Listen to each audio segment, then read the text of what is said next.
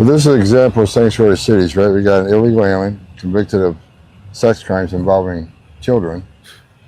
And he's walking the streets of Chicago. Again, the downfall, the problem with the sanctuary city, that people like us walking the street rather than local law enforcement working with federal agents. This is what we're dealing with.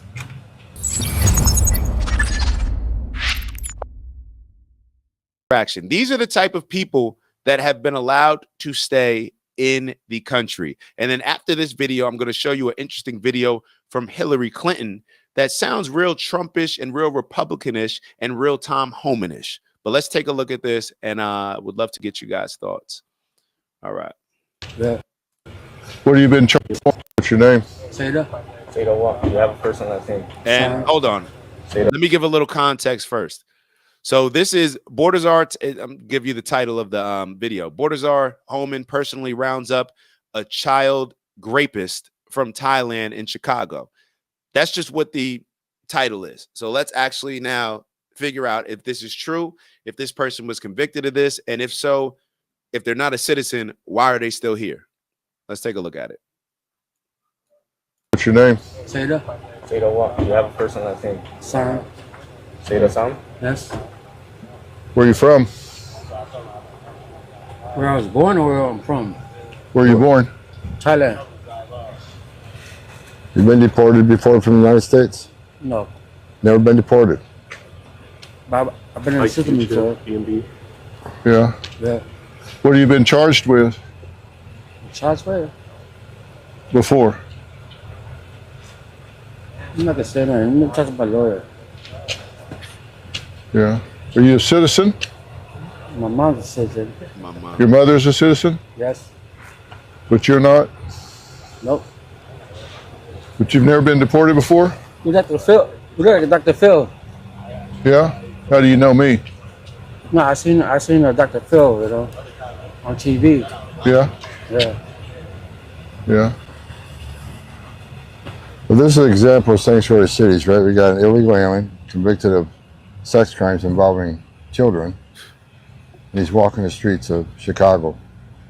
Again, the downfall, the problem with the sanctuary city, that people like us walking the street rather than local law enforcement working with federal agents. This is what we're dealing with. Yeah.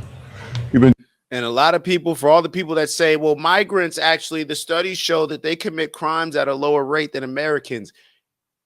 How does that justify people coming here illegally? Because they commit crimes at a lower level, even if that's whether that's true or not. How does that justify it? Tell that to the person that has somebody in their family or gets a sex crime committed against them. Tell that to them. Tell that to them that, oh, well, they're actually, even though they're not supposed to be here, they actually commit crime at a lower rate. Tell that to that person. You see if they give that person sympathy or empathy. Oh, if they're not even supposed to be here. We have enough crime in our country to deal with just the people that are here. So to bring in people without vetting them correctly and to incentivize people to come here illegally clearly is a problem. Clearly is a problem, but that's where we are right now. Been charged with sex crimes with children? Not really. Not really? This man was asked if he's been charged with sex crimes on children, and his answer was not really. And never been deported? Nope. Huh. Let's take him in, process and lock him up. Got it, sir. Now he's running around with the Pooh Shiesty mask on, running around Chicago. If you get away with these things, if you get away with committing crime, you're not a U.S. citizen. You're here illegally. If you get away with it, what incentivizes you to not commit more crime? What incentivizes that? But people are worried about the January 6ers being pardoned. But we're perfectly fine with people like this being on the street, according to what y'all voted for. Now, a lot of Democrats, people that voted for Democrats will say, I'm not okay with this. I'm not okay with drag queens reading books to kids in school. I'm not okay with boys having tampons in bathrooms, but you voted for the people that are pushing it. So therefore you are okay with it. You did promote it. You voted for it. The same way that if Trump does something bad, people are going to come to me and say, you voted for it. And I have to take accountability of that. Now, I know that the politician, Trump may not do any and everything that I agree with. However, the things that I believe he will do will the things that I'm looking for him to do outweigh the things that I may disagree with him on. Just being honest. So you have to take accountability for all the things that you're voting for, because you are voting for all this woke ideology. If you vote Democrat, it just is what it is. How can you put it any other way? Because you would hold me to that same standard when Trump, if and when Trump does something that's negative. You're going to say, see, y'all voted for it. What did that lady on the last video start her video off saying? Y'all, this is the real F around and find out. That's what I've seen a lot of people on Instagram under plies captions, and all these Democrats and these men that are jumping out the window, Kenny Burns, all these soft men that are pushing these soft ideals. People are jumping on, yeah, they're going to mess around and find out. Y'all voted for him. What exactly are we finding out? In the first 7 days, what have we found out? In the last 2 weeks, what have we found out? Well, we put seems like we got a ceasefire. We'll see how that goes. Putin and Zelensky are open to figuring out some type of deal.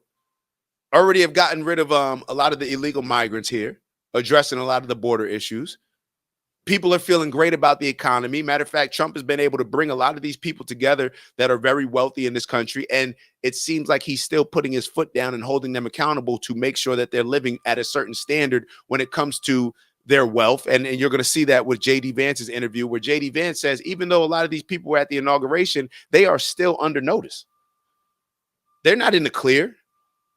He stood on the fact that he said that, I think he was talking about Facebook and I forget, it was Facebook and another and TikTok, or maybe it was Facebook and another group that had too much power. He still said that. Whether y'all are at the inauguration, whether you're donating, $1 million, it doesn't matter. You're still on our watch. Let's keep going. All right, next video, 2008. Listen to what she was saying. No questions asked, they're gone. If they've been working and if they've committed a crime, deport them. No questions asked, they're gone. If they've been working and are law-abiding, we should say, here are the conditions for you staying. You have to pay a stiff fine because you came here illegally. You have to pay back taxes, and you have to try to learn English, and you have to wait in line. That sounds very Donald Trumpish, very Republicanish. It actually sounds very common sense-ish. It's Dak. Just want to thank you for checking out our video and visiting the OG Network. If you enjoyed the video, please make sure that you give us a like. And if you're looking to join a community of inspired individuals striving for purposeful abundance, subscribe. And if you're feeling real